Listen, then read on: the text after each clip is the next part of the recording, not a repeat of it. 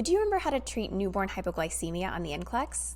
Well, in this question, we've got a newborn with a blood sugar of 35, which is low, and this can sometimes be due to hypothermia or hypoperfusion, but here our vital signs are all perfectly within normal limits. So this is not likely due to a bigger problem and is probably just transient hypoglycemia of the newborn. So baby is stable and we have some time.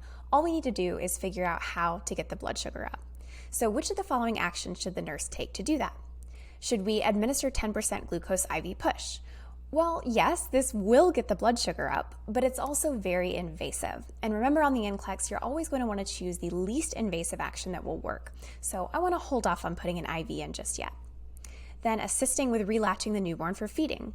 That would get the blood glucose up if we can get some breast milk into baby. So I think I'd like to do this, but let's look at our other options. Insert a nasogastric tube and gavage feed the formula. Formula would also get the blood glucose up, but this is very invasive, like the IV. And if baby is able to breastfeed, which we can see here, this baby did breastfeed recently, then we'd much rather do that. A nasogastric tube might be necessary if the baby is very small, like if it's a premature baby, but we don't have that here, so let's hold off. Then recheck the glucose in 2 or 3 hours before the next feeding. So this would mean I'm just gonna sit there and watch the baby be hypoglycemic for 3 hours. So don't choose the answer on the NCLEX where you do nothing at all. I would like to assist to relatch for feeding, and we're correct.